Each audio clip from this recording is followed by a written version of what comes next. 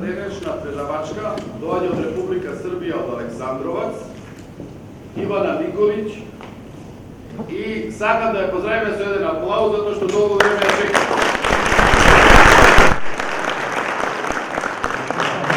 Да ги поздравам гостите од Пробишти, гостите од Кавадарци, Скопје, Штип, повратниците во нашето здружение, во нашето председателство.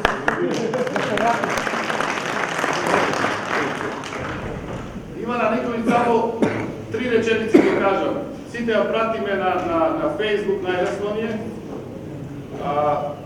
Еве ги гостите од Крива Паланка, влезете и вас ве поздравувам, значи каснете, али тоа е ваш минут.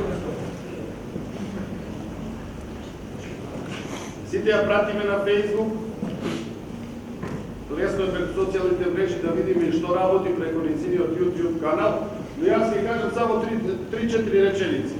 Ивана Николич доаѓа од Александровац, Република Србија, работи како тај дипломиран инженер по архитектура, али тренутно работи во МВР или МУП Србија, МВР на Република Србија, вози, како беше, за воредни ситуации. Пчелари од 1997 година и од 1997 заедно со сопругот Вујо, мајка на 2 успешни сина, Александар и Душан, и има внука Ања, која се надевам дека ќе продолжи во Иваните стапки.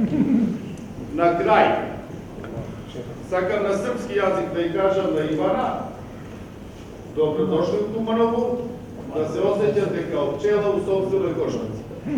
Изволite.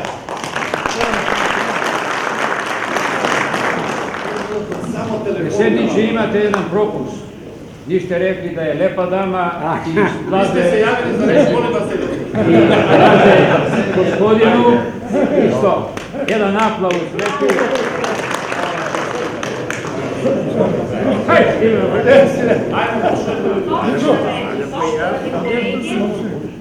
Zaista mi je hvala prvo na pozivu predsjednika i svih vas da ja danas dođem u Kumanovu, u Makedoniju. Velika mi je čast i zadovoljstvo da govorim za vas danas i da ovde razmenimo iskustva. Jer ja sebe ne doživljavam samo kao predavača, nego upravo na ovim našim skupovima mi razmenimo neka iskustva i uvek čujemo nešto novo i vi od mene i ja od vas. Dakle, zato mi je zaista veliko zadovoljstvo, a pored toga ja zaista moram da pomenem da sam ja bila učesnik nekadašnjih radnih akcija i da mi je to jedno dodatno zadovoljstvo što sam u Makedoniji, jer sam bila na radnoj akciji Katlanovo još 79. godine. Tako da kažem, kraj osnovne škole, srednja škola, ja sam početak srednje tada bila prvi put u Makedoniji i mogu da kažem da smo se izuzetno lepo slagali sa brigadama iz Makedonije i to je bilo jedno veliko drugarstvo. Tako da naša dva naroda su jako da predsjednik me lepo predstavio, ovdje vidite otprilike podatke neki o meni, rekao i za YouTube kanal, imate moj mail i sada bi ja nešto samo kratko rekla o sebi. Rekao je za obrazovanje, koliko se godina bavim, reći ću da se bavimo sa 100 pčelinjih društava, oko 100, koje se nalaze u DB10 i DB12 Košnici. Imamo 2 lokacije pčelinjaka, od kojih se jedna nalazi na 650 metara nadmorske visine, a druga je na 350-340 metara nadmorske visine. Što se same paše tiče, kod nas je glavna bagremova paša. Ima nešto livade i šumska paša, odnosno mednika, i to bude neke godine, nije svake godine dakle prisutna. Dalje, predavač sam SPOS-a, to je rekao vaš predsjednik, i pisala sam više stručnih tekstova za srpski pčelar i beogradski pčelar. A 2020. sam završila i izdala knjigu Pčela, koju imate ovdje sada, nešto ću posle kasnije malo. Pored toga, ja sam i završila za apiterapeuta tema mi je bila matični mleč, proizvodnja matičnog mleča i jednu obuku za degusatore meda koja je bila u Beogradu organizovana i koju su organizovali, to je međunarodna obuka iz Bolonje, su bili kolege koji su organizovali na biološkom fakultetu, što je bilo ovako poučno, da tako kažem, za mene. Inače, što se tiče pčelarstva, uglavnom sam prikupljala sve pčelinje proizvode i bavila sam se odgojom matica pomoću jenter aparata i to bez prisustva matice. O tome ćemo kasnije malo više da pričamo. Evo znači nekoliko slika od mog početka, da kažem, bavljenja 96. godine. Evo su moji sinovi ovdje što vidite, pa iza toga se uvećavao pčelinje. I 2016. godine smo prešli na novu pčelinek, novu lokaciju u kojoj sam pisala i u Srpskom pčelaru o tome kako se bira nova lokacija i šta sve treba da znamo i da pratimo da bi pravilno izabrali lokaciju i pravilno uredili pčelinek. Ovo je moja ukazanja, to ste već isto imali prilike da čujete i evo sada nekoliko fotografija od samog odgajanja matica, matične mleči, radila sam takođe i pčelinji otrov, prikupljala, mada za njega ne postoje standardi i nema zvaničnog otkupa, ali je meni bio interesantan u apiterapiji. Idemo dalje. Rekla sam već da sam izdala knjigu pčela i sada evo, dakle, to je ta knjiga koja je ispred vas, ona se sastoji iz 5 poglavlja. Iz 5 poglavlja, prvo poglavlje je pčelinje društvo, gde govori znači o svim jedinkama u pčelinjem društvu, razvoju pčelinjeg društva tokom godine, zatim o feromonima pčelinjeg društva, šta se sve dešava, orijentaciji i komunikaciji pčela, zatim o rojenju, tihoj smeni, nešto što ćemo mi danas isto tako da pričamo u samom predavanju. Zatim imamo tehniku pčelarenja koja se tiče cele godine, dakle kupovina rojeva, prodaja rojeva, način zamene matica i tako dalje. Treće poglavlje godine u životu pčela i pčelara su radovi po mesecima, dakle šta je ono što mi radimo tokom godine, gde je tačno opisano rad sa DB košnicom i LR košnicom i pčelinji proizvodi, odnosno to je četvrto poglavlje, nije i, nego četvrto poglavlje su pčelinji proizvodi, gde sam obradila sve pčelinje proizvode od načina prikupljanja na pčelinje, znači kako ih mi pčelari prikupljamo, preko njihovog sastava, šta se sadrži od vitamina, minerala i tako dalje, do upotrebe u apiterapiji ili poboljšanju zdravlja ljudi. Znači kako se koriste, kako je najbolje da se koriste i koliko se uzimaju i kada. Dakle, mešavine proizvoda, šta je dobro da se kombinuje, a šta nije dobro i tako dalje. Znači tu sam zaista detaljno opisala sve pčelinje proizvode od meda preko matične mleči, perge, polena, propolisa, voska i na kraju pčelinje otrova. U zadnjem poglavlju darivanja ja govorim o darovima i mudrosti pčela. To znači, pošto je pčelinje društvo, isto kao i društvo ljudi, postoje neke paralele koje možemo i mudrosti koje možemo da izvučemo iz života pčelinje zajednice. Jednostavno, jer one opstaju mnogo duže vremena nego ljudska zajednica. Dalje, darovi pčela su takođe mirisi iz košnice, zvuk pčelinjeg društva dok radimo sa pčelama i tako dalje. Sve je to opisano u ovom zadnjem poglavlju darivanje, dakle ono sve što nije rečeno, da tako kažem, u ova tri, u ovom zadnjem poglavlju i je opisano. Sada da pređemo dalje. Tema današnjeg predavanja je kvalitet matice u zavisnosti od načina nastanka, odnosno dobijanja u pčelinjem društvu. Pre nego što budemo krenuli sa konkretnim načinom, na koji način nastaje ili se dobija matica u pčelinjem društvu, moramo da se vratimo malo na biologiju pčela. Dakle, razvojni ciklus rađanja medonosne pčele od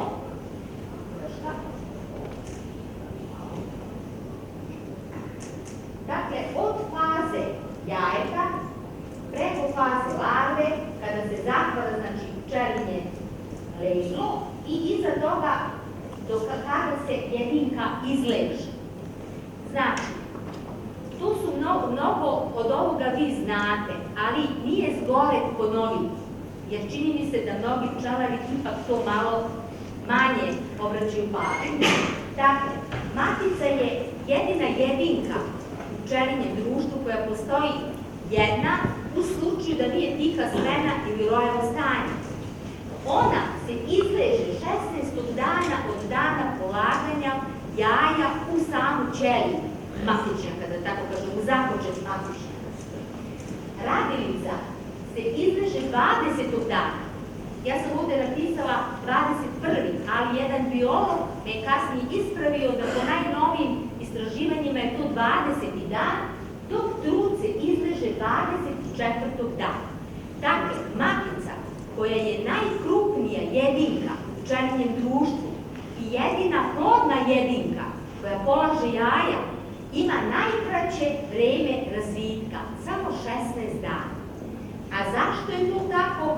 To je tako upravo zbog hrane kojom se matica hrani u odnosu na radilice i trudove. I to je u mojoj knjizi opisano kao pčelinja kuhinja, tako je dat naziv. I evo sada da vidimo šta je to, dakle, pčelinja kuhinja i kakva je razlika od ishrane matice i radilica. Dakle, matica se hrani u fazi larve matičnim mlečom. Matični mleč i iz cijelog života se kasnije hrani takođe matičnim mlečom. Matični mleč luče mlade pčele koje su starosti od 5 do 12 dana.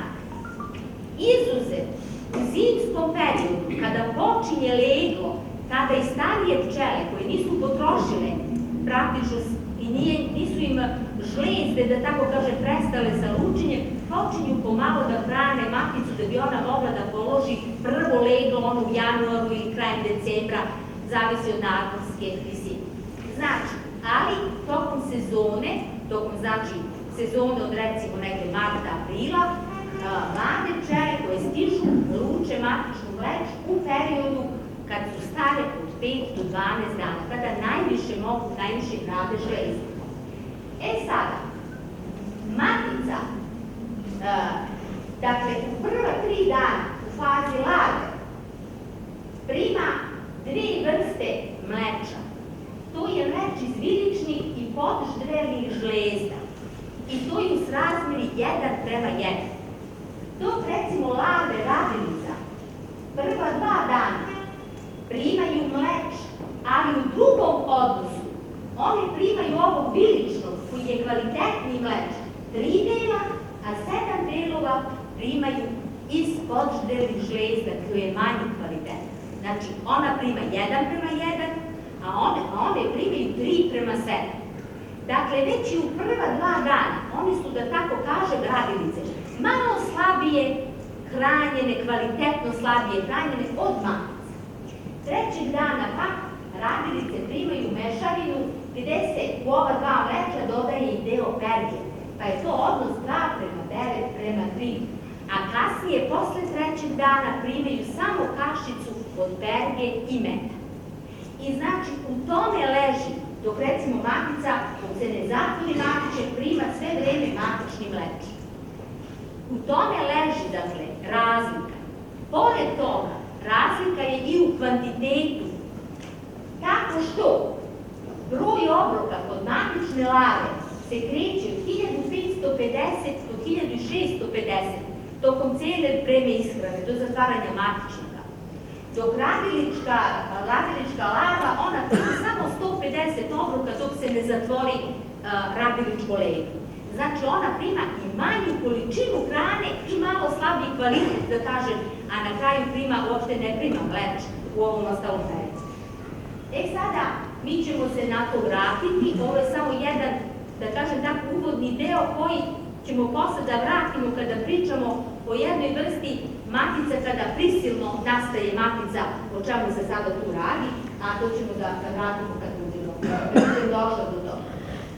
Dakle, još jednom da kažem, matica je jedina plodna jedinka koja ima najduži život, znači ona živi, može da živi 5 do 6 godina i najkrupnija je, jedina koja polaže jaja, izuzev lažnih matica o kojima sada nećemo da pričamo, a to su praktično radilice, ta jaja nisu plodna i tu nema opstanka za pčelinje društvo gde se pojave lažne matice.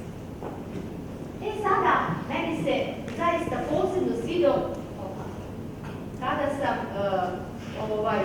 pisala knjigu, meni se posebno svidelo iz Novog Zaveta, odnosno iz Biblije, kada je rečeno i koji hoće prvi među vama da bude svima sluga. Ja mislim da je upravo to nešto što možemo da kažemo da je vezano za maticu. Dakle, ona je i prva u društvu, bez nje nema opstanka društva, a istovremeno i svima sluga, jer ona sluša, osluškuje i preko feromona ona sluša informacije iz društva. Da li treba radiličkog lega, da li ima nektara iz prirode kao unos, pa da li ona treba da nastavi sa legom, da li treba trutovskog lega, šta se dešava? Dakle, i matice i radilice međusobno razmenjuju, da tako kažem, informacije i to je međusobna poslušnost, tako da je ona na neki način i svima sluga. Ovo su sada osobine, dakle, da je majka svih članova društva, da je dužine 20 do 25 mm, da je težine, kad nije oplođena, 170 do 220 mg, a kad je oplođena, onda je teža 180 do 325 mg. Takođe, njen medni želudac je nerazvijen, jer ona ne prima nektar, ne idu sa kupljenjem meda, ali je njena žalka glatka. Šta to znači? To znači da ona može da ubode i da vrati žalku i ne izbacuje zajedno sa žalkom deo stomačnog, kao recimo radilica, pa ugine iza toga. Nego je matica, ona kao osa, ima glatku žalku. Sada, interesantna je priča kako matice mlade i kako trutovi znaju gde se nalaze mesta za oplodnju. To je vrlo zanimljivo i to je rađena su razne ispitivanja. To nije samo kod pčela slučaj, nego i kod drugih životinja, da recimo postoje neko kolektivno znanje. Pa ako neka jedinka, na primer, prođe to znanje, onda se nekako to znanje širi i na druge. Dakle, ili se to zove instinkt, to se još uvek nije, dakle, tačno razjasnilo na koji način. Ali i trutovi se okupljaju na određenim mestima i matice takođe idu na ta mesta da se vrši takozvani ljubavni let matice i truta, gde se ona spari sa 15 do 20 trutova i onda odatle nastaje više od familija u pčelinjem društvu. Naravno, ona kada dobije jednu količinu sperme koja omogućava da polaže jaja duže nizu godina. Dakle, može da živi i do 5 godina. Sada, što se tiče ovih podfamilija, zašto se ona sparuje sa 15 do 20 trutova? Koja je prednost toga? Zato što ona nosi praktično u sebi genetiku 15 do 20 različitih trutova od kojih su neki otporniji na bolesti, tako da njeno potomstvo je otpornije prema bolestima. Možda ima veću sklonost ka nekom pčelinjem proizvodu, ka prikupljanju nektara i tako dalje. I to je omogućava da opstane i zato pčele i opstaju ovoliko dugo vremena uopšte u svetu, mnogo duže nego čovek, stavljamo. Sada bih samo nešto rekla o feromonima.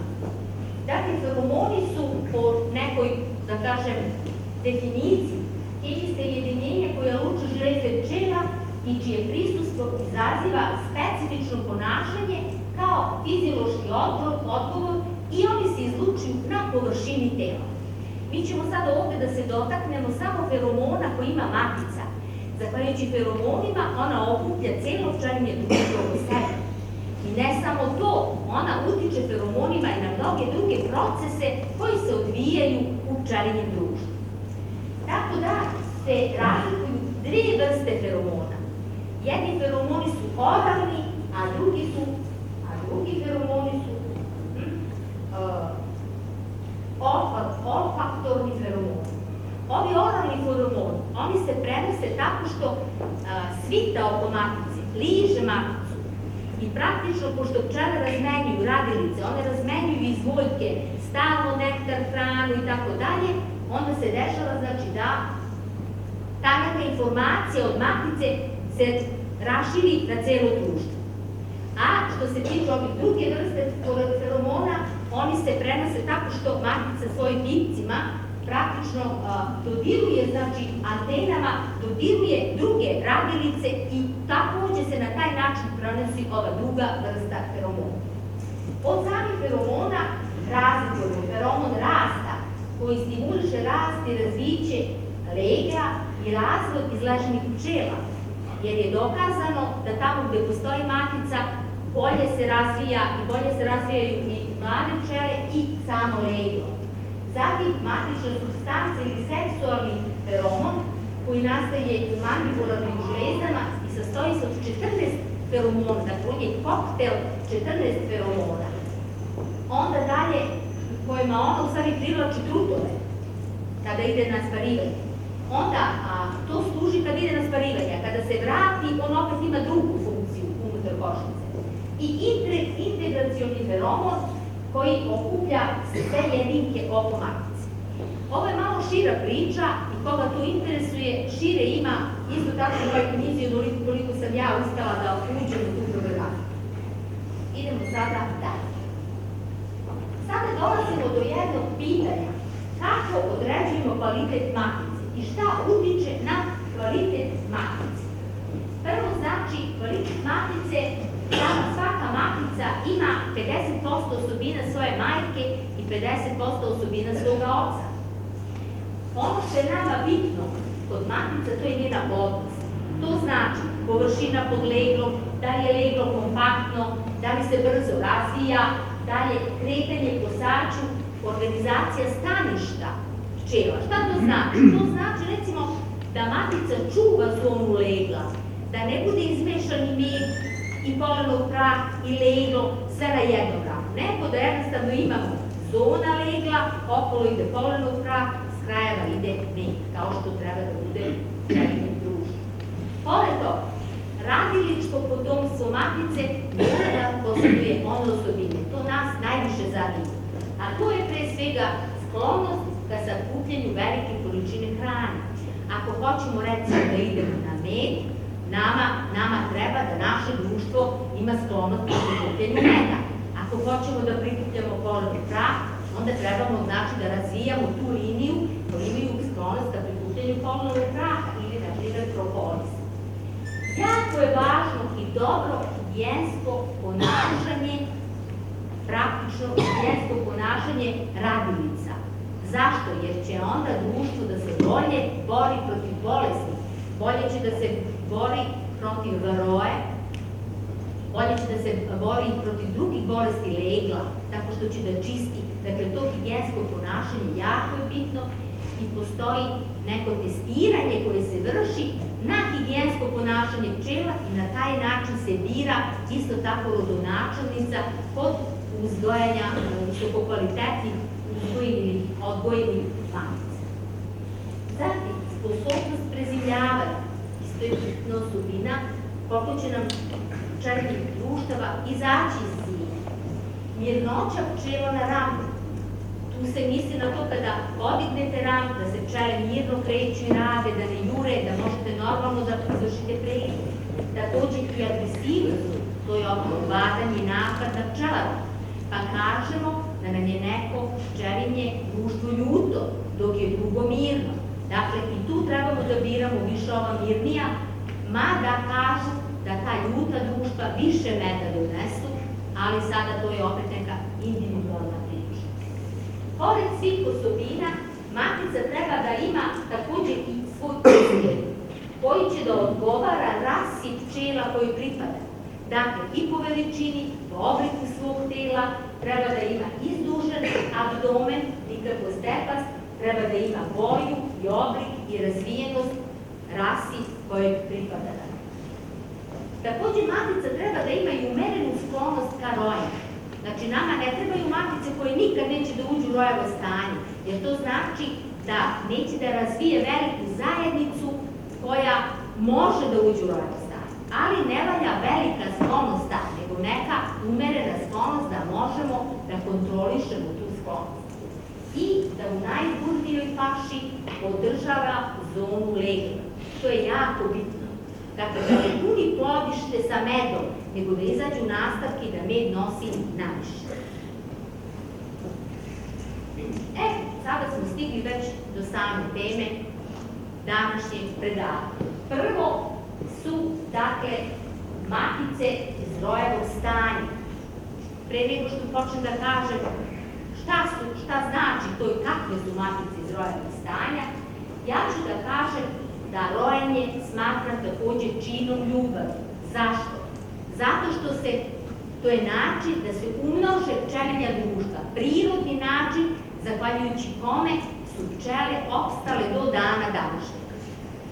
Sada, iako nepoželjna pojava kod nas, mi moramo da naučimo da kontrolišemo rojenje na našem pčelinjaku onoliko koliko je to moguće. Dakle, koji su razlozi zbog kojih jedno društvo ulazi u rojevo stanje? Pre svega to je starija, a dobra matica. Može da se desi da bude i mlada matica ako ima pojačanu sklonost ka rojenju. Ja sam recimo imala jedno društvo koje je zaista svake godine ulazilo u rojevo stanje, bez obzira što je mlada matica, i od takvog društva ne treba razmnožavati matice, jer ima pojačanu sklonost ka rojenju. Dalje, dakle, društvo mora da bude izuzetno jako, stara matica, rojenje se obično dešava u vreme obilja hrane i snage, znači obično u najjačoj paši. Ja ne znam kod vas kada se dešava rojenje, pošto vi nemate ovde, malo imate bagrenu pašu. Maj. Maj, tako. Isto je i kod nas u maju, tako da, dakle, dalje, blokada matice, ako ona nema gde da nosi, i takođe neupošljenost mladih pčela. To znači da imamo uglavnom zatvoreno leglo, da imamo izgrađeno saće u tom prostoru i da mlade pčele koje luče mleče nemaju mogućnosti da hrane leglo, a takođe ni da grade saće, jer one posle onog 12. dana već kreću da grade saće, odnosno u toj fiziološkoj starosti. Ako one nemaju da grade saće, one će polako da se skupljaju. I vi kad otvorite košnicu, vidite sa desne strane kako su nezapošljene te pčele i kako se one tu nešto gomilaju, kao da cure, izgledaju drugačije nego kod normalnog društva. Dakle, društvo se već priprema za rojevo stanje. Sad, sam početak rojevog stanja, to je polaganje jaja u matičnjak. Kako mi možemo sada da primetimo da neko društvo ima nameru da uđe u rojevo stanje? Pre svega ima dosta trutovskog legla i na dnu rama, evo ovde te slike, na dnu rama ona počinje kao da gradi početke matičnjaka. I vi kad podignete te središnje ramove sa leglom, vidite dole kako je ona već polako priprema te početke matičnjaka. To nam je prvi signal da se zapitamo da li će to društvo, dakle, puno trutovskog legla, stara matica i ti početci, dovoljan razlog da obratimo pažnju da to društvo ne uđe u rojevo stanje. Ako se desi da uđe u rojevo stanje, ovo je neki redosled, čisto da znate, ne znam da li ste imali prilike, kako sad se kreće samo rojevo stanje. Dakle, izlazak roja prvenca sa starom maticom je 8 do 10 dana po polaganju jaja u početke matičnjaka ili 2 do 3 dana kad se matičnjaci započne. Može da se desi da izađu i mlade matice za broj druga, a da stara matica još uvek bude prisutna u društvu. Zavisi od vremenskih uslova Dakle, ovo kad smo rekli 2 do 3 dana, to je prosek, ali nije pravilo. Uvek nas pčelinja zajednica može da nas iznenada. Iza toga izlazi roj drugenac, 9 dana po izlasku prvenca. U njegovom sastavu imamo više mladih matica, pa kad vidite njega recimo negde na drvetu da se okačio, vi ćete da vidite ne jedan kompaktni roj, nego vidite recimo kao neke male grupacije. To znači da se oko svake matice njene pristalice su se, da tako kažemo, okupile. Ali, umeđu vremenu, jedna dominantna matica tu ostaje. I pričaju stari pčelari, oni koji su pratili roje, da pčele same biraju koju će maticu da ostane na kraju u tog drugara. Koja je ta najbolja, najdominantnija i tako dalje. Jer, prilikom rojenja, nisu svi matičnici naravno iste starosti. Ostave one iza roj treća, a ostave i najmlađe matičnjake da ono osnovno društvo odakle su se izrojili dobije takođe maticu. Sada, u našim sadašnjim uslovima, retko je ovo da se desi ovako kao što sam napisala. Zato što je to nekad bilo kad su bile vrškare, trnke, sa manjim zapremima. One su se izrojavale i do roja trećaka. Sada obično ide roj prvenac i roj drugar. I tu se cijela priča završava ako nismo primetili. Ako primetimo, pričat ću kasnije, šta treba da uradimo i šta možemo da uradimo. Roj trećak izlazi 3 dana po izlasku drugenca, takođe sa mladim maticama, sa više mladih matica. Ono što sam isto htela da kažem, a što se tiče tradicije ovih prostora naših na Balkanu, morate da znate da smo mi ovde narod na Balkanu od davnina se bavili pčelarstvom i bili čuveni po tome. Dakle, mislim na sve narode naše koji su ovde na Balkanskom poluostrvu. Tako da, se nekada kod nas, ako se iste godine izroji, dakle, prvenac, pa se on smesti u nekakvu trnku, kako su nekad radili, pa se iz te trnke ponovo izroji roj, njega su zvali parojak. Ako se parojak izroji ponovo, taj naziv je bele pčele. A vi ste čuli da i u ljudskom našem društvu predak po ženskoj liniji takođe se zove bele pčele. Dakle, to je jedna paralela između društva ljudi i pčelinjeg društva. Idemo dalje. Kakve su matice iz rojevog stanja? Veliko je pitanje. Matice iz rojevog stanja su pre svega željene od strane pčela. Znači, same pčele hoće da proizvedu matice. I morate priznati da je to jedna velika prednost u odnosu na neki veštački način proizvodnje, bilo kako da se mi trudimo. Dakle, željene su od strane pčela i one su održale pčelinu vrstu od davnina postanka do danas, zahvaljujući maticama iz rojevog stanja. Roje se najjača i najbolja pčelinja društva na pčelinjaku i oni su kruna uspeha i matičnjaci su najbolje napravljeni. Vi ste verovatno imali prilike svi da imate rojevo stanje i znate kako su impozantni matičnjaci. Dakle, tu bude 30, čak i više recimo matičnjaka koji su svi impozantne veličine i građe i zaista su najboljih osobina. Ali kakvih najboljih osobina? Najboljih osobina koje to društvo može svojom genetikom da proizvede. Dakle, ako ste vi zadovoljni sa tim društvom, ako ta matica nema pojačanu sklonost ka roju, ako sve druge osobine ima dobre, onda će i matice iz rojevog stanja da budu odlične matice. Ako pak imaju neke lošije osobine ili je matica sklona rojenju, onda takvu maticu iz rojevog stanja ne treba da koristimo te matičnjake za umnožavanje, da tako kažem, kod drugih pčelinjih društava. Dakle, mi moramo da pratimo sklonost tih matica ka rojenju i razloge.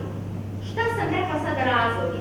Ako mi kao pčelari zakasnimo, da proširimo prostor, ne obezbedimo ventilaciju, ne obezbedimo na vreme nastavak, ne preduzmemo neke tehnološke, da tako kažem, tehničke, šta se treba da uradimo i uđe nam društvo u rojevo stanje. Znači, mi smo do neke krivi zbog toga, a ne samo društvo. Znači, šta raditi da do rođenja ne dođe? Imati mlade matice na pčelu, to smo već rekli. Šta znači mlada matica? Po meni je matica i od 2 godine mlada. Može matica uđi u 3. godinu, ako je kvalitetna. Postoje bele pčelari koji svake godine menjaju matice, ali ja ih recimo menjam svake druge, a neke pustim i 3. godinu. Znači, postoji matica koja može i duže da bude dobra, da donese med. Ja sam prošle godine imala jednu maticu koja je bila pune 3 godine. Dala je svake godine po 3 nastavka bagrebovog meda. I na kraju je izvršila tihu smenu, bila je obeležena, ja kad sam uje se zazimljavala, pogledam, izvršila je tihu smenu i sada je mlada matica. Znači, to je prava matica i od takve matice treba da se dalje umnožava. Dalje, treba da ostavimo, da uposlimo mlade pčele. To sam već rekla, na ishrani legla i na gradnji sača, odnosno ručenju voska. Da se ostvari ravnoteža između zatvorenog i otvorenog legla. To je isto razlog tome da radilice mladi imaju šta da radi. I da se umnožavaju matice koje nemaju bespojačane sklonosti ka roju. Dalje, moramo da obezbedimo pravilnu ventilaciju i da širimo prostor na vreme dodavanjem nastavaka. Dalje, pred gladnu pašu možemo da zamenimo stariju maticu sa zrelim matičnicima. To je najbolje možda vreme kad možemo to da uradimo.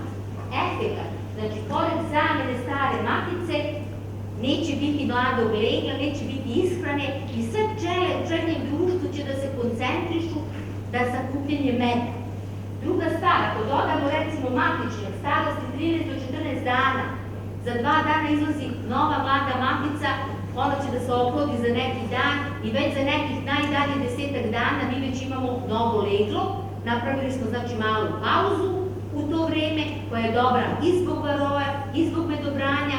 Dakle, na taj način smo, da tako kažem, dobili 2 efekta. Zamenili smo maticu, pčele će tada rado da prihvati taj matiček i sve ostalo. Naravno, vi znate kako to radimo, oduzmemo maticu, sačekamo 24 sata, sutra dan dodamo matičnik. I onda iza toga čekamo da se izvede matice, ne diramo ništa i tako dalje. Dalje, ono što smo mi recimo radili, ako su nam izuzetno jaka društva, a desi se na primjer da bagremova paša kasni, recimo ko prošle godine ili pretprošle godine, kasnila je 10-11 dana, a to je veliki razmak ako dobijete izuzetno jako društvo spremno za pašu. Onda smo mi, da bi ih malo uposlili, pregledali pčelinje zajednice. Svake zajednice po redu uzimamo 1 ram legla, pa ram meda i tako formiramo nova društva, pazeći da ne prebacimo neko od matica iz tih društva. Jeste teško, ali tamo gde uzmemo taj ram sa leglom, recimo, sa pčelama zajedno pripadajući, mi dodajemo satnu osnovu. Na toj satnoj osnovi one čas je izgrade i matica zaletne i dobijemo ram opet otvorenog legla koji će sada mlade pčele da hrane. Malo znači da teretimo i od broja pčela i od te neke mogućnosti, tako da malo sprečimo i na taj način rojevo stanje. A ovamo smo dobili recimo novu košnicu, novi roj, na neki način bezbolno, lako smo to dobili. Dalje, ono što je jako bitno, to je da pratimo vremensku prognozu. Postoje rojeve godine, koje su jednostavno sa kišom, hladne, u tom maju mesecu, i tada nema spasa. Tada mnoga društva ne mogu da izleću, normalno da rade, i onda se velika gužva u košnici i tada se dešava rojenje. I tada većina pčelara na našim grupama, Facebooku i tako dalje, kače slike gde vidimo rojeve na granama i tako dalje. Jednostavno je rojeva godina.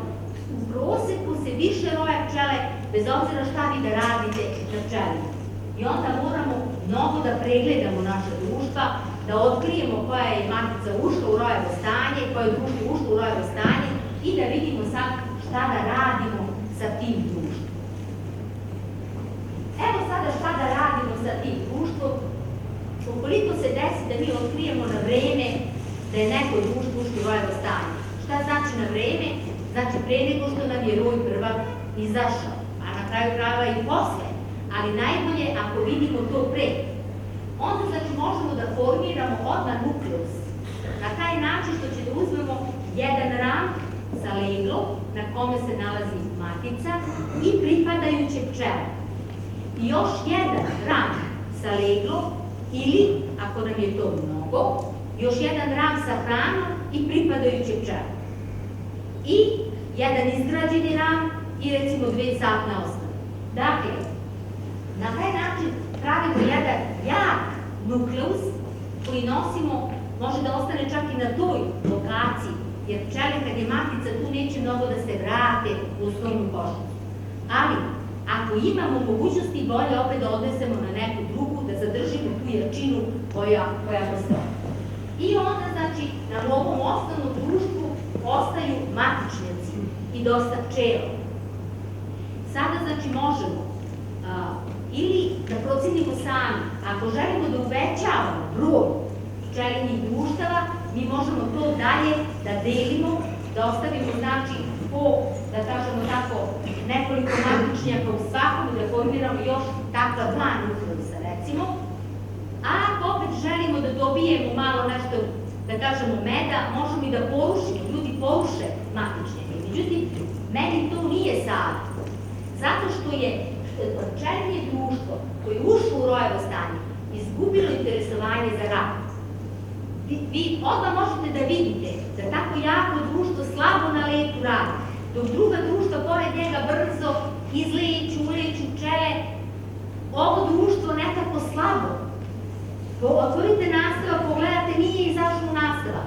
To je vama već sumnjivo, već znak uzvika šta se dešava ovdje u ovom društvu. Bilo vam je najbolje na pčelinjaku, sad odjedanput nema ga u nastavku, slabi rad na letu, znači zahteva pregled da se vidi šta se dešava u pčelinjem društvu. Još nešto. Kod ovog slučaja kada staru maticu vadimo na tom jednom ramu, treba da vodimo računa da nemamo matičnjake na tim ramovima sa letom, da nemamo matičnjake, da bude samo matica. Jer može da se desi. Ako, na primjer, prebacimo, recimo, 3 rama sa pčelom, 2 sa leglom, 1 sa medom, na primjer, i neke 3 još da li satna ostavim izgrađena rama, da si tu, ako je jak nagon, odatle, a ima matiče, i odatle izroji ta stara matica da ode. Znači, u to prvo, taj prvi nukleus, da tako kaže, nikako nema matiče. A ovamo dole posle možemo da to podelimo. Znači, nama u suštini ne ide u prilog da nam društvo ulaze u rojevo stanje. Baš iz razloga što te godine od tog društva nemamo meta. Ili imamo nešto vrlo malo, da kažemo tako, ako smo stavili nastavke delimično, ali ne onoliko koliko smo mi očekivali i koliko smo se nadali da će da bude. Idemo dalje. Ako imate posle neko pitanje, vi zapamtite pa ćemo na kraju da pričamo nešto praktično ako bude vremena. Sada smo došli na drugi način zamene matica, isto priroda kao i rojenje što je, a to je tiha smena. Kod moje iskustvo iz tihe smene sve ove godine jeste da u tihu smenu ulaze srednje jaka društva. Znači, meni se nikada nije desilo da mi neko slabo društvo uđe u tihu smenu ili da mi bude tiha smena ako sam zamenila maticu, onu selekcionisanu dodala u karezu i tako dalje, da se iza toga desi da je menjuća. To se meni nije dogodilo. Znači, moje iskustvo je da tu ulaze srednje jaka društva. Znači, ona društva koja nisu za rojevo stanje, a ipak je matica stara i jednostavno pčele žele da je zameni. Evo jedne moje matice, to je njena slika. I evo ga njen matični ovdje od tog društva. Vidite kako su iskrzana krila, ne znam koliko se vidi, to je bila odlična matica, međutim u nekoj trećoj godini ona je krenula, znači dozvolila je svoju tihu smenu. Šta je tiha smena za početnike pčelare? To je trenutak kada matica prihvati da bude zamenjena sa svojom ćerkom, ali miroljubivo. Dakle, u košnici se tada nalaze 2 ili 3 matičnjaka koja mogu da budu raspoređena i na krajevima rama i na sredini rama, ali ih ima 2-3 komada. Tu su odlični matičnici, dobro negovani i tako dalje, tako da je društvo, takvo društvo, ako ima dobre osobine, odlični su matičnici i mi možemo, znači, zaista da budemo umereni da će to da odatle da budu isto tako kvalitetne matice. Međutim, čak recimo postoji i mišljenje da takve matice treba da uzimamo, da od njih razmnožavamo pčelinje društva. Zašto? Zato što u sred najjače paše to društvo radi normalno. Ono vrši zamenu matice. Mlada matica izlazi iz matičnjaka, odlazi na oplodnju, za to vreme majka i dalje nosi u košnici. Vraća se sa oplodnje, nose jedno vreme zajedno i majka i ćerka i onda pčele prestaju da hrane staru maticu, ona polako ugine, nestane iz društva, a mlada matica preuzima dalje, da tako kažem, i ona dalje nosi. Ili se jedno vreme čak zadržavaju duže zajedno. Ima i to da čak i u zimu uđu zajedno. Različite su tu sada, da kažem, situacije, ali su one miroljubive. One se sretnu jedna s drugom i nisu agresivne jedna prema drugoj, što je uvek slučaj kada su matice u pitanju, izuzev kad je rojevo stanje i kad je tiha smena. I nama je to najsigurniji, najbezbolniji način. Zameni se matica, a ništa se ne oseti. Ali, da bi mi znali da li je neko društvo izvršilo tihu smenu, tokom paše, nama stara matica mora da bude obeležena. Jer mi nećemo da znamo, ako nije obeležena, da je ona izvršila tihu smenu. I onda može da menjamo tu maticu, jako nam je ona mlada, ne znajući da je umeđu vremenu bila tiha smena. Jer ako imamo puno pčelinjih društava, mi ne možemo stalno da pregledamo i da gledamo šta se u njima dešava i možda se desi da nam to promakne, da tako kažem. Stanje, znači, matice iz tihe smene su takođe željene od strane pčela, što znači da su opet negovane i čuvane, hranjene larve na najbolji mogući način. Ja sam ovo sve ispričala već i sada sam samo rekla ovde da i te matice imaju genetiku društva iz koga potiču. Znači, ako ste vi zadovoljni sa tim društvom, onda će to da budu odlične matice. Možda čak i bolje nego što je samo društvo bilo. Ali ako niste zadovoljni, onda je pitanje i kakva će ćerka da bude ako već majka nije bila tako. E sad, između pčelara svih napisala sam, mrtva je trka, koje su matice bolje. Ja sam recimo imala jednu kolegu koji uporno tvrdio da su bolje iz tihe smene nego ove roje. A ja sam opet rekla, ako nema sklonosti roje, bolje su roje. Ali to je moje lično, individualno mišljenje koje može da bude kod svih različitih. Koji nam je sada praktičan rad kad je tiha smena u pitanju? Znači, osobine toga je da matica koja je ušla i društvo, a matica posebno koja je ušla u tihu smenu, stalno će da gradi matičnike. Znači, one su odlučile da zamene maticu i mi možemo da izrežemo polako skalperom te matičnike, da prebacimo u neko društvo gde nam treba, one će ponovo da naprave nove matičnike. I tako možemo da iskoristimo te matičnike ako nam treba da zamenimo maticu u nekom društvu, jer znamo da su to kvalitetne matice. Dalje, naravno ovo je način na koji, da odstranimo maticu u tom nekom društvu gde želimo da zamenimo i sutra dan, nakon 24 sata, dodamo matičnjak, malo ga namažemo medom i to društvo će da već oseti ono što sam rekla od usta do usta. Ono oseti da nema maticu, već kreće informacija da će da počnu da prave matičak i taj matičak koji mi dodamo bude lepo prihvaćen od strane pčela. Takođe, postoje pčelari koji svedoče na nekim svojim iskustvima da ako tu maticu prenesemo sad u neko drugo društvo, da će ona i tamo da izazove tipu smeta. Ja to lično nisam probala i ne mogu da tvrdim da će to tako da bude. Ovo je neka pojava o kojoj sam malo pre rekla, a to je da se dešava kada kupite maticu i u kavezu je dodate nekom društvu. One je prihvate u startu, međutim, iza toga potežu i rade tipu smeta. To znači da nečim nisu zadovoljni. Znači, nečim nisu zadovoljni. Da li količinom legla od te matice novu, da li zato što je samo društvo zaraženo varom, ima i taj slučaj, kažu da ako je društvo zaraženo varom, da slabije prihvata, navodno to su neka naučna istraživanja, da li je tačno ili nije, ali svakako znači da to pčelinje društvo nešto nije zadovoljno sa tom maticom koja je dodata i vrši njenu zamenu.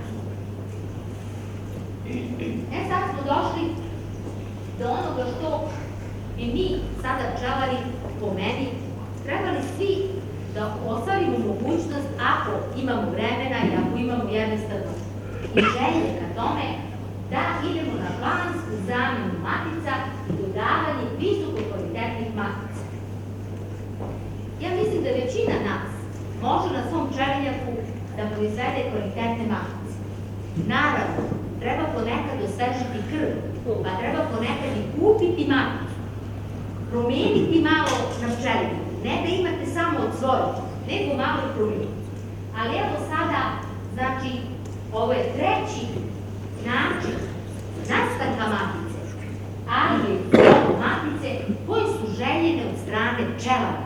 Znači, više nije od strane pčela, nego je sada od strane pčelara. Šta pokušava pčelar da uradi kada vrši odgajanje visoko kvalitetnih matica? On formira odgajivačko društvo koje će da hrani matičnjake i da ih neguje, maltene imitirajući društvo koje je ušlo u rojevo stanje.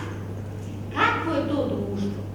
Jako društvo, društvo koje ima puno mladih pčela, koje ima obilje hrane, pa sve vreme moramo da dodajemo hranu, da pravimo polenske pogače, da bude jedno obilje hrane u tom društvu i obilje pčela.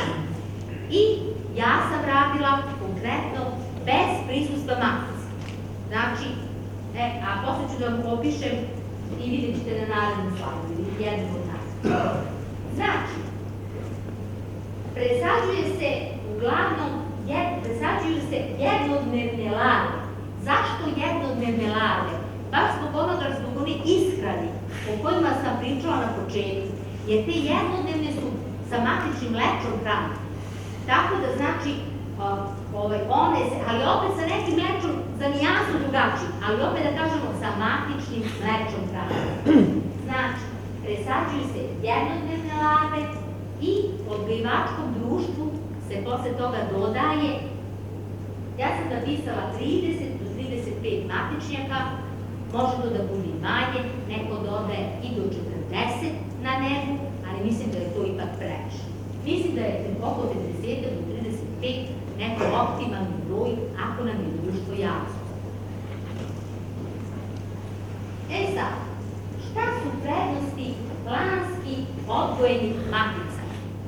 Prednosti su te što pčelar bira rodonačelnicu.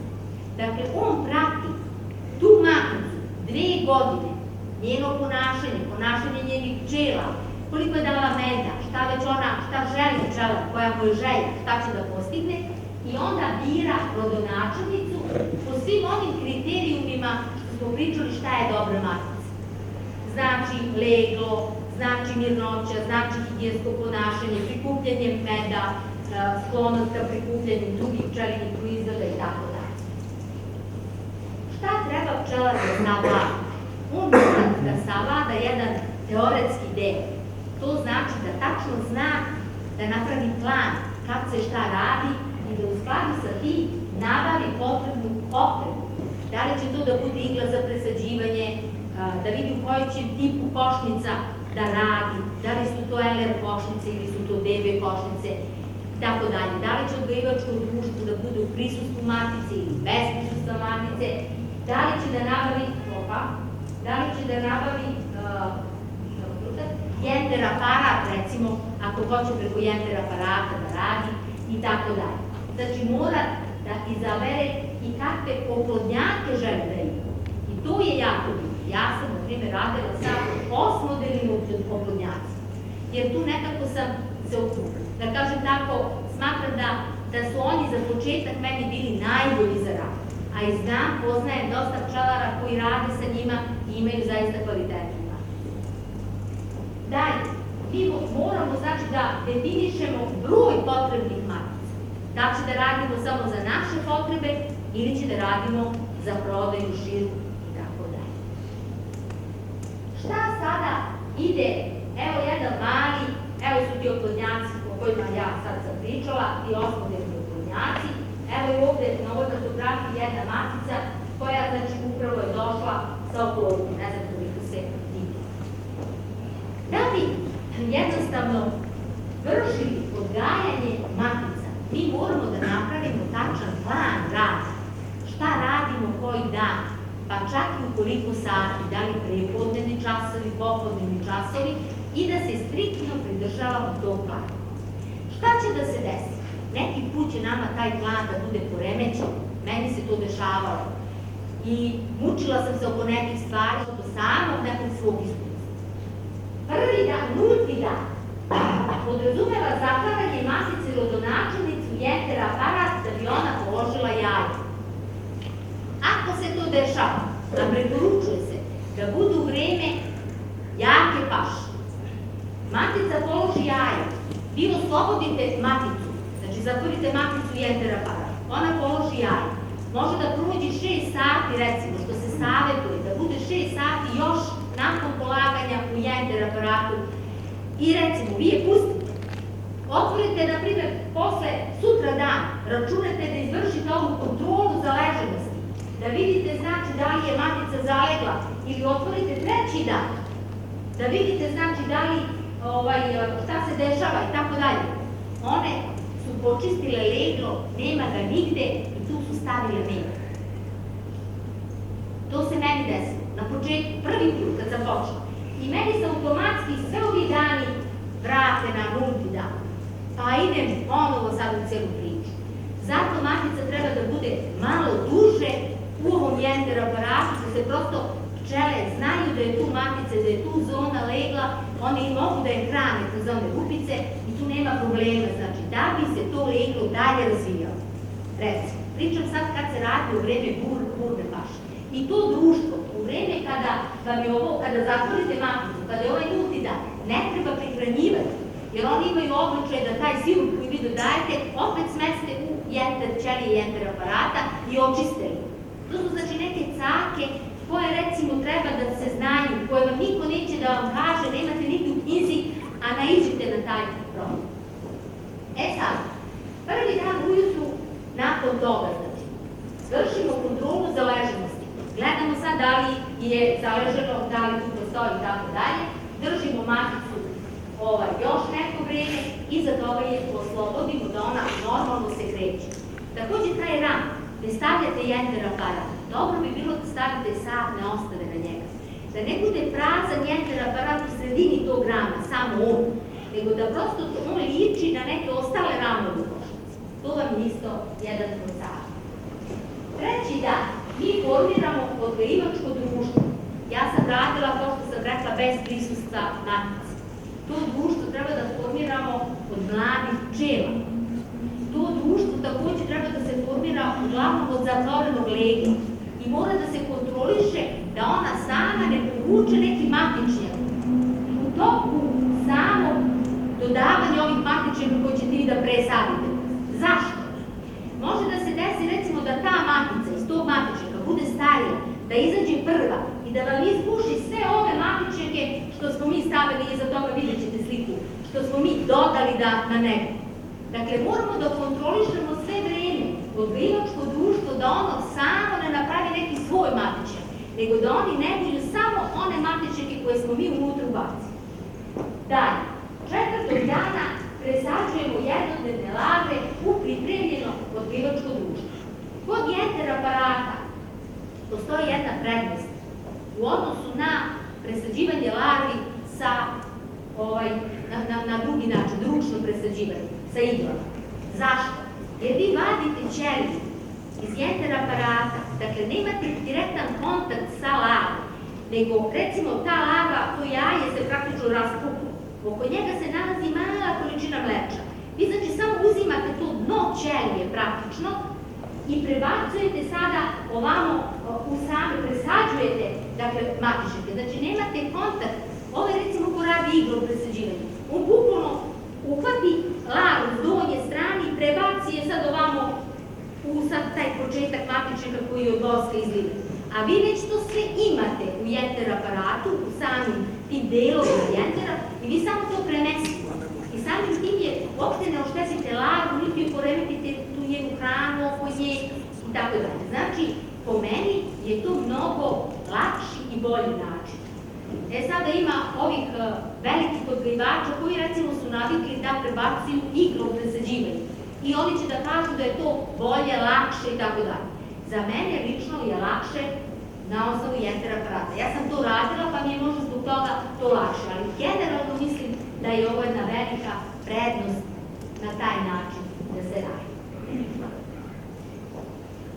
Sad, kad se vrši to presađivanje?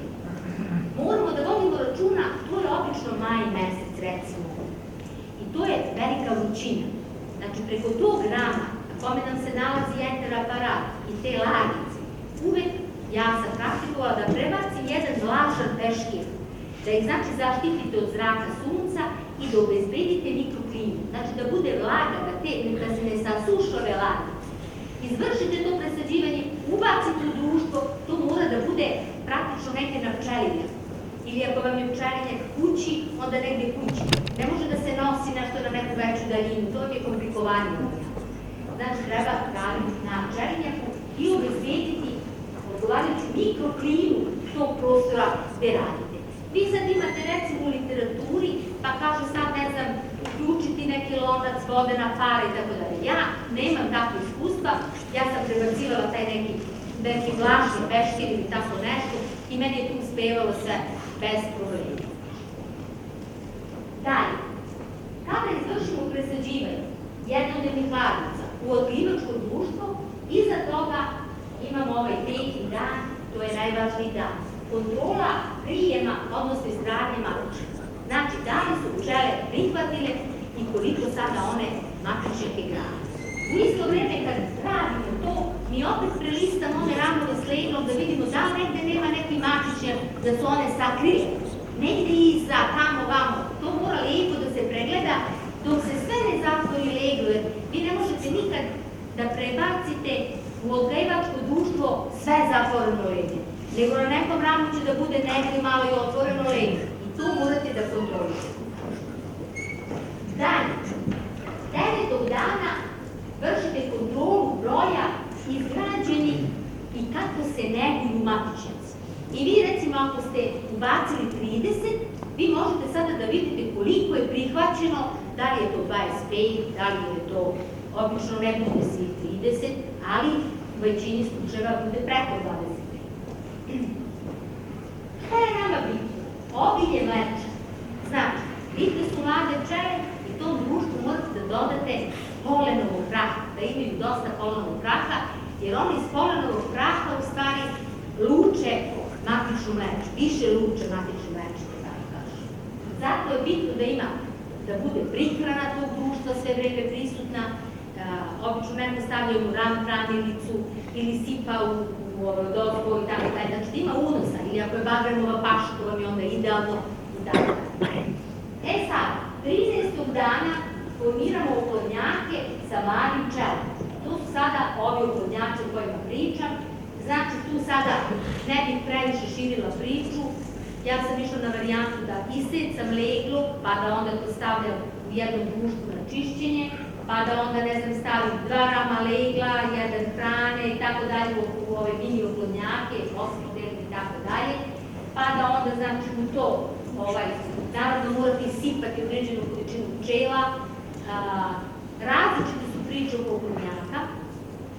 Neko kaže da matice iz ovih oplodnjaka su manje kvalitetne, neko deli oplodnjake LR košnica pa na 3-4 dela, neko pravi posebna neka, da kažemo, oplodnjake koji imaju recimo 4-5 rama, ali su polovine širine rama, recimo DB rama, pa mogu recimo da se naslone jedan na drugi, da sutra dan formiraju kao ceo ram, što je možda još najbolja varijanta.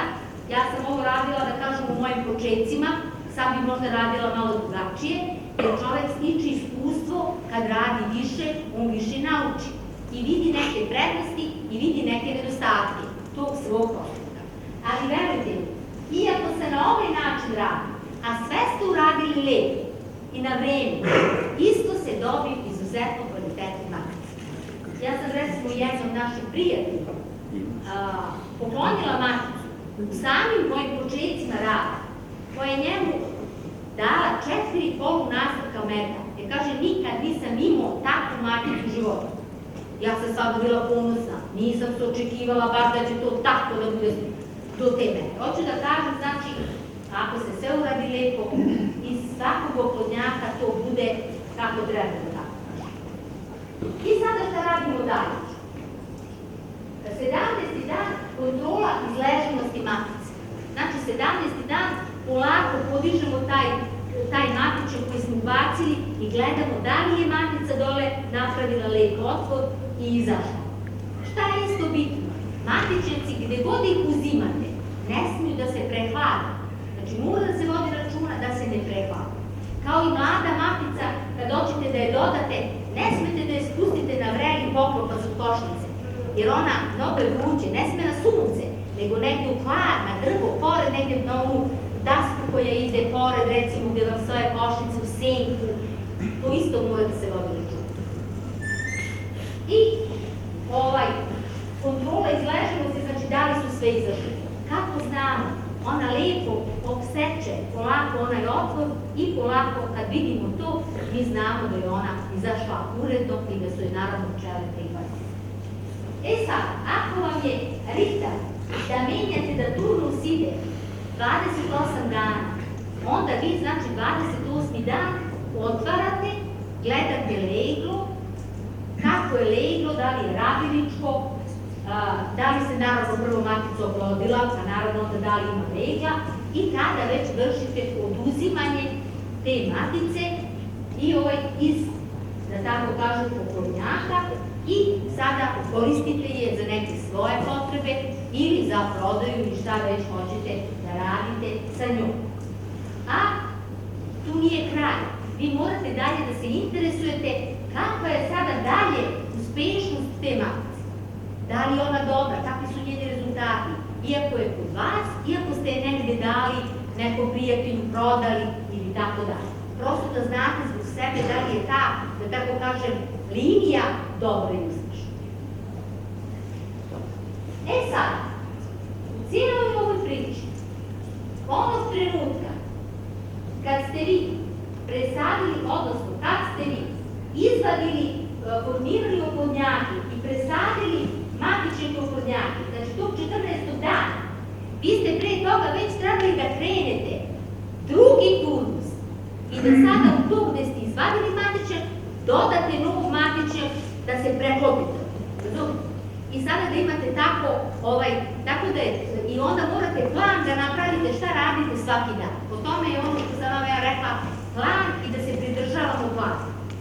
Ali to je ovako malo komplikovano sada, kad ja vama pričam, nije možda lako ni za rad, ali ljudi koji krenu da rade, njima to uđe, da nauče vrlo brzo to i nije im to teško, ništa, jednostavno sami kontrolišu sve, rade i vrlo uspešno rade. I na kraju krajeva lepo i prolaze što se i finansijske strane tiče. Sada ću da se dotaknem samo ovde kratko, kad smo već pričali o ovim maticama. Da kažem, najbolji način dodavanja matica u društvu. Prvo, koji je osnovni uslov da društvo pčelinje prihvati maticu? Prvi uslov da u njemu nema matice. I drugi uslov da u njemu nema matičnjaka. Ako je društvo krenulo da pravi matičnjake, neće da prihvati maticu kavezu koju smo mi dodali. Znači, pre nego što oduzmete staru maticu, vreme kad je oduzimate, treba da pregledate to društvo. Moguće da je on ušao u tihu smenu, pa ima matičnjake u njemu. Ili je ušao u tihu smenu, pa još jedna matica ima, vi ste uzeli jednu, a ona druga je ostala, vi ste računali da ste oduzeli. Znači, pregledate društvo, uzmete maticu. Ali, ako hoćete da menjate maticu, vi već morate da imate kupljenu maticu ili nabavljenu maticu ili vašu, na pčelinjaku, pa tek onda da oduzimate. Da ne bude da vam kasni isporuka te matice i tako dalje. Znači, takođe, pčele neće da prime maticu, mladu, kavezu, ako su duže vreme bile bez matice. To jest, ako su se pojavile radilice koje nose jaja u društvu, a to su lažne matice. Ja ne znam da li ste vi imali neki, da kažem, taj slučaj. Većina verovatno jeste. Ako se ne otkrije na vreme, od tog društva slaba vajda. To je neko moje iskustvo. Nama su se, na primjer, ja mislim, druge godine pčelarenja pojavile lažne matice i to je za mladog pčelara, prvo ne zna o tome ništa, nije ni čuo i nema iskustva i to je posebna tema o kojoj može da se priča, kako se sanira to društvo, kad ste primetili da je to u pitanju, isto je to bitno. Ako se primeti na vreme, na početku, može nešto da se uradi. Ako društvo, što se kaže, otrutavi, onda tu vrlo teško možete da uradite nešto i možda je najbolje da se istrese to ili jednostavno pčele radilice uđu u neka društva i završi se prilično. Ali to je druga tema, da rešim. Ja sam ovde dala klasičan postupak zamene matice. A u knjizi imate 4-5 nekih postupaka na koji način možete da dodate maticu sada u kavezu u pčelinje društvo. Najbolje maticu u kavezu primaju mlade pčele. Znači, ako možete da formirate neki nukleus ili na neki drugi način, nekom tehnikom pčelaranja, jedan deo, da kažemo, ili košnicu, gde su većinom mlade pčele, prijem je tu malte ne 100%. Ali, ako želite da dodate, recimo, maticu u neko društvo, da tako kažem, koje već postoji, imamo prvo, znači, šta treba da radimo? Odstranimo staru maticu 6 sati pre dodavanja mlade matice. U košnicu zatim dodajemo kave sa mladom maticom. Bitno je da to radimo u vreme kad ima paše, da društvo bude zadovoljno, da pčele ne budu ljute, to je isto bitno. Znači, lepo je da bi to radili, recimo, u vreme gladne paše. I sad, kako stavljamo kavez? Kako imamo sada ramove sa leglom, i sada idu ti ramovi, ne znam, jedan drugi, mi stavimo kavez tako da on bude 45 stepeni, ovako ga uglavimo između dva središnja rama sa leglom.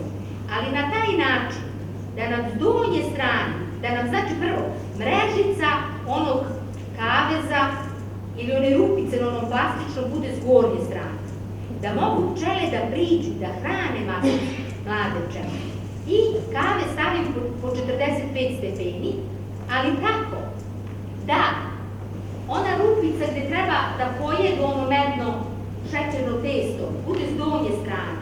I kad matica, da tako kažem, kad je oslobode, ona može lagano da izađe. Ako je sa gornje strane, pčele će da uđu kod nje i one će teže da izađe. Kurit će, da tako kažem, sam kave. Znači, preporuka da to bude sa donje strane iz razloga koji sam ja navela.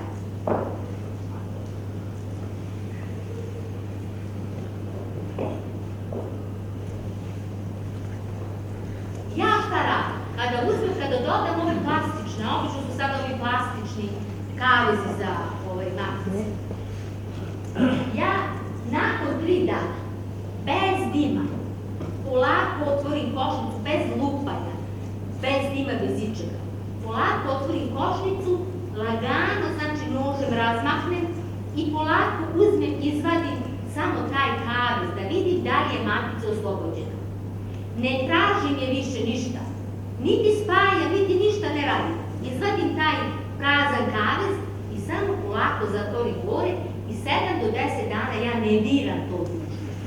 Znači, ne diram to društvo, jer kažem, i neko je iskustvo. Ako se stalno tu nešto lupa, kosi se trava ispred, kontroliše se, gleda se gde je ona sad i tako dalje, matice mogu da je uključaju i da je unište. Znači, i one su šokirane zato što je sada drugi feromon, drugi miris i sami tim i za njih to sada jedan težak teren, da tako kažem. Isto tako ko ima vremena, a nema mnogo pčela pa ima vremena, može staru maticu svoju da zarobi u kavezu, da bude par dana tako u kavezu. Ona tu ispusti svoj feromon, izvadi je, odstrani i stavi u taj isti kavez mladu maticu. I ona je na taj način brže i lakše primaju, da tako kaže. I kaže, važno je menjati u vreme kad ima paša. Ne valja kad je skroz bespašno, onda su pčele više ljute, nisu zapošljene i teže prihvataju maticu. Sada smo došli do, vidimo ovo vreme, došli smo sada do prinudne zamene matice. To je nešto što često pčelari rade, tu prinudnu zamenu matica, i ta prinudna zamena je željena od strane pčelara, a neki put i nije željena. Kad nije željena? Ako mi slučajno spuštajući ram ugnječimo maticu, oštetimo je, možda i nismo svesni da smo je oštetili, a možda smo i videli da smo je oštetili, ali dešava se to. I onda su pčele u šoku. Veoma je važno kod kakvog društva se to desilo. Ako se desilo kod jakog društva, to društvo neće brzopleto da postupi. Ono će da isto da napravi matičnjake na malte ne jednodnevnim larvama. Ali ako je društvo slabije, ono će da bude uplašeno, šokirano i ono će na otvorenom leglu, na trodnevnim, četvorodnevnim larvama da krene da nadograđuje matičnjake. I šta se dešava? Ta larva nije hranjena kao one naše larve što smo pričali matične, koje od početka imaju matičnu mrežu. Druga stvar, one će znači ranije da se izlegne. Pa ove neke larve mlađe, na primjer, jednodnevna, ona još, znači, je matica ta kvalitetna, ona je u zatvorenom matičnjaku, ova matica se prvo izlegne, dođe, probuši matičnjak i larvu, odnosno, da kažemo, lutku u to vreme, matice, i ona ostaje da vlada društvu. I smatra se da su takve matice zbog ishrane manjeg kvaliteta nego ove koje su na jednodnevnim larvama povučili matičnici. Sad, šta mi možemo tu da uradimo ako se taj slučaj desi, a da opet budemo sigurni da je naša larva jednodnevna? Mi možemo, znači, da proverimo 5. dana da li ima zatvorenih matičnjaka. Ako ih ima, te matičnjake porušimo, a ostavimo one otvorene matičnjake. I onda smo sigurni da je to praktično matica koja je nastala iz te jednodnevne larve koja je hranjena matičnim mlečom. Naravno, gledamo izgled matičnjaka, njegovu veličinu, pravilnost i tako dalje. Ne kaže, dešavalo se da i takve matice pokažu se kao vrlo dobre. To znači da je to društvo imalo genetiku. Možda znači i da su drugi neki uslovi bili ispunjeni. Ali je to ipak mišljenje tako, moje mišljenje, da je to, naravno, kad se uradi ova kontrola 5. dana, onda to nije tako strašno. Ali, ako se to prepusti slučaju, može lako da se desi da dobijamo matice slabijeg kvaliteta, nego ove druge 3 vrste što smo sada pričali. I evo sada, znači ovde, ovo je slika od prošle godine. Vidite da ova 2 društva su imala po 3 nastavka meda. Ja moram da se pohvalim i zaista jedna za nas je bila uspešna godina. A ovo je dakle ram, da kažem tako, jedne dobre matice. Znači vidimo bedni venac, vidimo leglo koje je kompaktno, vidimo po neku ovu ćeliju koja je prazna, ali to nije ćelija koja je propuštena da se zalegne od strane matice. To su namerno stavljene ćelice gde radilice ulaze da greju leglo. Znači to tako je ponegde negde, ako ima neka ćelija prazna, to uopšte nije, dakle ne mora da bude to 100% sad sve popunjeno, ali vidite kako to izgleda i kako bi to u stvari sa tim bednim vencem trebalo da bude i da izgleda. Sad o trudovima nešto. Mi svi se ne bavimo toliko trudovima, smatramo ih većinom štetočinama. Samo jedu med, ništa ne rade, osim što greju leglo malo svojim prisustvom na leglu, da tako kažem. Međutim, oni su veoma bitni za pčelinu zajednicu. I to ne samo da oplode matice. Kada su oni prisutni u društvu, to društvo ima bolji radni element. To je dokazano. Znači, dokazano je i nekim istraživanjima i tako dalje. Tako da njihovo prisustvo u svakom društvu jeste dobro u jednom periodu godine, dok ih same pčele ne izbace van. Kako ih oni izbace van? Prestanu da ih hrane, oni oslabe i videli ste, recimo tamo negdje u julu, avgustu, kako ih one vuku i izbace iz košnice. I oni se dole ispod leta onako grupišu, svi onako se grupišu i čekaju tu nešto i gotovi su. Jer su oni izvršili, to jeste strašno, oni su izvršili praktično svoju funkciju. U stvari, kod trutova je jedan paradoks. Onaj trut koji uspe da ostvari svoj životni cilj, a to je da oplodi maticu, on ugine tokom samog ploda. To znamo, tako. A oni koji se vrate u košnicu, oni posle bivaju izbačeni kao nekakav višak. Sad, zašto su trutovi važni kod samih matica? Jer svaka matica ima 50% genetskih osobina majke i 50% genetskih osobina oca. Zato su vrlo važni. Ono što je bitno, ako želimo matice ili uopšte na bilo koji način proizvedemo maticu na našem pčelinu, od ova 4 koje sam navela, bitno je da trutovi koji su nam na pčelinu nisu u srodstvu sa maticama, majkama od ovih rodonačelnicama, da tako kažem, ili majkama, da znači one nisu u srodstvu. To znači da mi moramo na pčelinjaku da imamo i društva sa starijim maticama, jer starija matica će da proizvede dosta trutova. Jaka društva, dobrih osobina, sa starijom maticom, gde će da se proizvedu trutovi koji su takvih osobina da mogu sutra da potomstvu da daju dobre genere. Sad, šta znači selekcionisana matica? Mi ovdje imamo sad kod nas visoko kvalitetne egzove, ove koje mi proizvedemo, ali one nisu selekcionisane.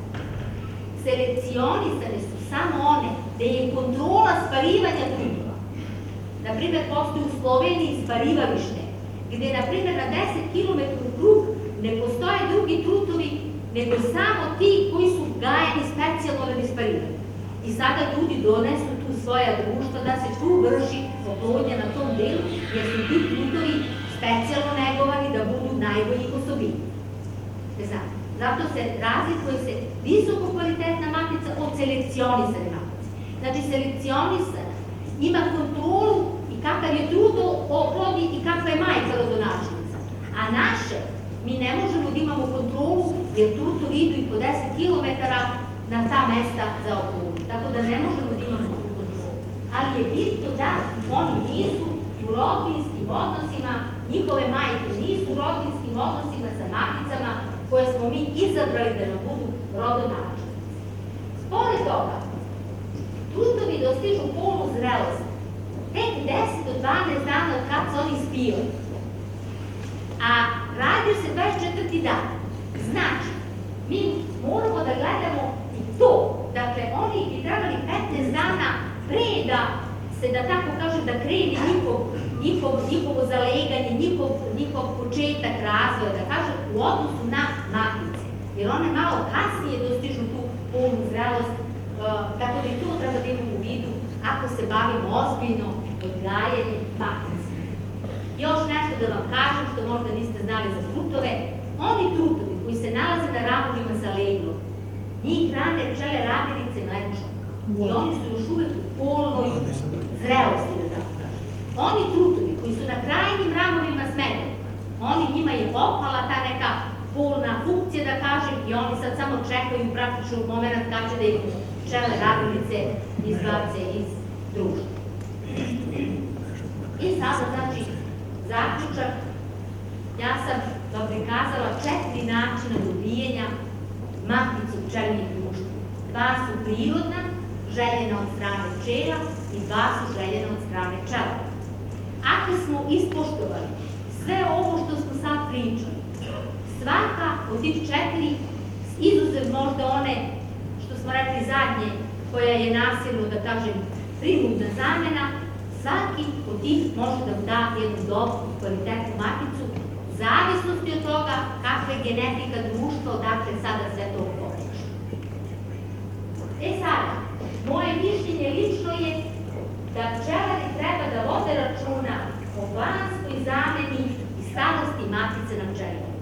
Znači da obeležavaju matice i da vode računa o njihovoj zameni.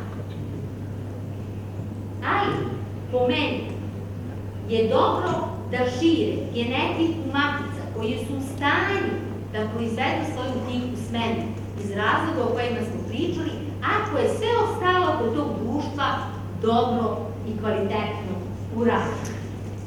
Pored toga, dobro su one matice koje razvijaju jaka društva. Vama ne trebaju na pčelinjacima slabići, vama trebaju matice koje gruvaju, a vi vašom tehnikom rada trebate da uradite to da sprečite rojanu starost. Ja sam recimo imala već 2 godine matice koje proizvedu veliku količinu lega. Ja sam u DB košnici radila maltene tehniku LR košnice. Dodavala sam još jedno telo godišnjo, prevešavala ravove s leglom, gore, dole, dodavala satne osnove, da malo morala sam to da radim, ako to nije standardni rad sa DB košnicom. Ali kod takvog društva, ako hoćete da nema rojenja, vi morate takav rad da primenite. Znači, mi moramo da pratimo društvo i da prilagodimo tehniku pčelarenja samom društvu. Kako? Ako naravno možemo. Jer ima, na primjer, vele pčelara koji imaju 1500 društava. Pa kad će on da stigne ovo sve ovako da gleda kao što sada mi pričamo? Ali to je ipak druga njihova tehnika. Oni to rade na neki drugi način. Većina nas nema toliki broj društava. Ovdje sam napisala da je dobro dok je priroda na korak ispred čovjeka.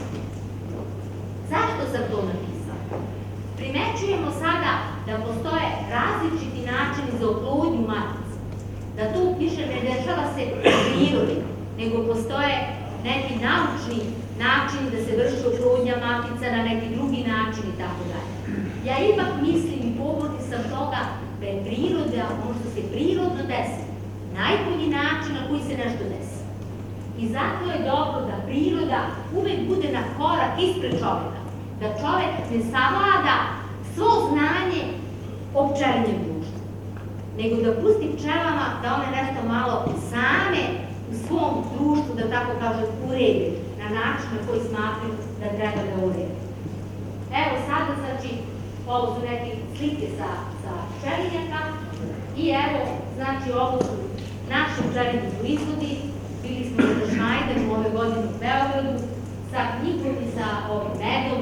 Imali smo 3 vrste meda, šumski, livarski i bagremovi med i neke proizvode od pčelinje. I tako, ja bih se vama sada zahvalila na pažnji. Veoma mi je bilo veliko zadovoljstvo i hvala vam na vašoj pažnji. Želela bih da vam poželim da ova godina bude uspešna za vas, da bude medna, da bude beričetna i privatno i što se tiče pčelarstva i želim da se izborimo da cena meda i drugih pčelinjih proizvoda bude ravna njihovom kvalitetu, da bude dobra, da bude stimulativna za nas. Eto tako, hvala vam na pažnji.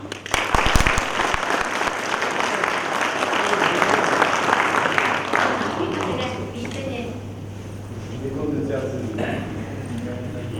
a пред да почнеме со прашање. Сакам да ви кажам моје лично мислење, а и предпоставувам дека за целото пчеларско дружение Пчела, денеска е празник во Куманово, што имавме ваков предавач, кој зборува од лично искуство и се надевам некои нејасноти што ги имавме и на прошлиот состанок и преку Facebook групи ги разјаснив. Нешто што ќе ја заболам Ивана на крај да направиме некоја фотографија, не мора сите, али тоа е нешто што ќе влезе во нашата монографија е предавањето на Ивана, значи овој настан дека имаме 113 луѓе присутни у сала, значи тоа е некој рекорд. Јас сум 10 години у ПЗ Пчела, мисля дека немало толку на предавања. Ќе направиме групна фотографија или не мора сите да се сликаме, значи да имаме една фотографија со Ивана. Србите викат да заславимо на крај. Значи на крај на наша монографија доаѓа предавање од Ивана. После опрашања, кој ќе сака да си земе книга, ќе може да си земе. Имаме 27 пријавени на овој список наш. Верувам дека има и уште книги.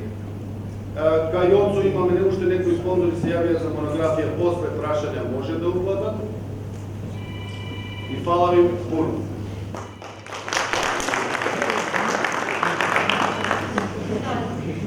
Сакам да прашам, ове пчелно друштво се спрема тика смена. Од тие матичњаци, сакаме да извадиме и да замениме некоја стара.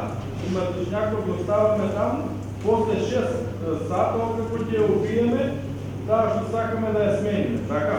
Не, dan jedan ceo.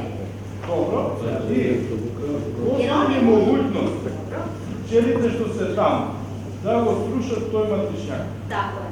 Ali ne bi trebalo, ako sačekate najmanje jedan dan. 6 sati je maticu kad menjate, a jedan dan mora. Zašto? One kriču svoje matičnike, a vi dodate gotov matičnjak koji je 15 dana čekati, znači skratite praktično vreme pravljenja matičnjaka. Znači, pitanje mi je da li pčele ruši matичњак? Ne. Ako sačekate najmanje 24 sata,